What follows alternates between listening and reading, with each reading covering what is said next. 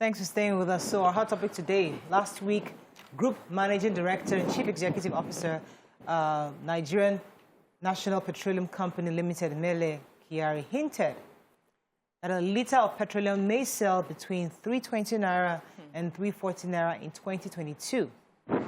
Now, the question is, should the federal government remove subsidy completely or continue to pay subsidy running into trillions of naira? Okay, we must remove subsidy. Okay. Yeah, fine. But then we cannot claim to remove subsidy just as an administrative gain. Okay. It has to be an economic ease and empowerment for our people. Since we insist on what God has blessed us with, to sell it and buy it outside, we carry our crude, we refine it, no matter the gain on it. If crude leaves this place and is high in the market, we are selling for 150, whatever we gain, we'll go and spend it, lose it by buying petrol back to our people. And that has been the dynamics for all the generations of leaders who allowed it. We found it difficult to do anything about it till today. We are still waiting for one individual to start a refinery so that we can then say there's a private investment refinery here. 4 refineries, Warri, Port Harcourt, the Kaduna and the other one, are there. Moribund, they're not doing anything, they're not productive. Trillions of naira has gone down, nothing. And now is when we want to remove subsidy. So what is going to be the fate of a poor man? I need us to start with the truth. The subsidy hasn't profited the average Nigerian. Any Nigerian watching that feels, oh, the fuel is cheap, what you think you have saved, times 10 of that has empowered a few cabal in this country. Because what is happening, the truth of the reason we are removing subsidy is not because subsidy is not working for us. Subsidy, there's an effect of subsidy for us, but the true value of what we are saving is going to a few hands. And the government knows there's corruption within that few, and the government cannot deal with it. If they have decided to transfer this bill to the average Nigerian, it will not be convenient. And I'm appealing to everybody, let's not join NLC. Let me appeal to NLC. NLC is not convenient, but if you look at the numbers, the government cannot sustain payment of subsidies.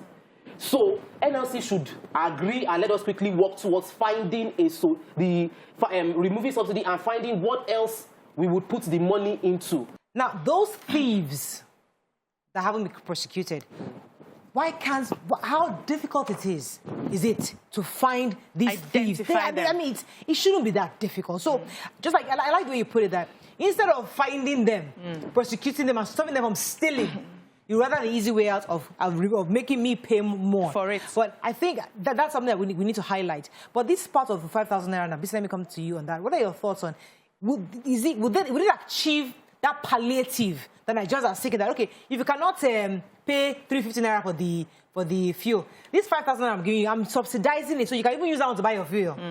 The average worker spends at least nothing less than 30,000 naira for transportation. At least, nothing less, the average worker.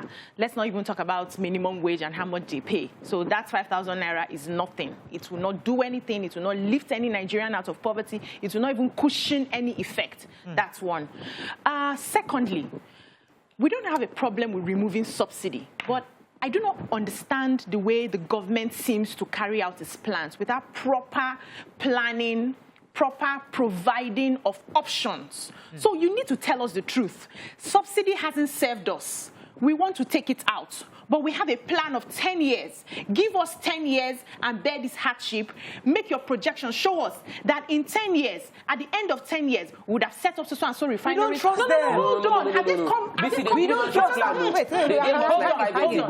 Wait, hold on. We don't trust them. Have they come out with those breakdowns for us? If they do, would you trust that they will 10 years? So we know that the subsidy is not serving us. Even if we want to save anything from buying fuel 165 and not buying it 305, the recycling effects on other things, it's not paying us. My question as the people. You not answer the question. If Buhari comes out right now and says, please, Nigerians, give me the next 5 years.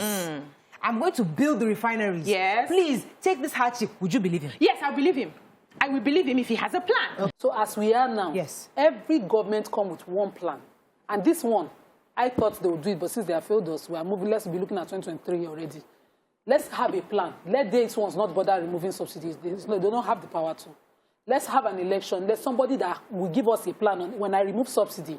This is what I would be saving. That for 5,000 now, if we calculate, they say it's over trillions. So 2.3 yes, trillion. that will be removing. So this amount of money that I will be saving, I might need to borrow this amount of money to make it up and have 6 refineries in 6 geopolitical zones areas of the country, especially areas where crude is easily accessed. When it's refined, sold to the people at so amount of the profit, that eases a lot of things within, because we are not dealing with this petrol dollar thing. But if you cannot give us that... So the only difference between that conversation and this conversation is that is trust. Because at that moment, you still pay your 300 and because if these people at that moment, you still pay maybe 500. Let me finish, Nyma. At that moment, in 2023, that person will still pay, for example, 500 naira per litre. But we will still go ahead and pay that 500 naira per litre because we are trusting him. So the only difference is trust. No.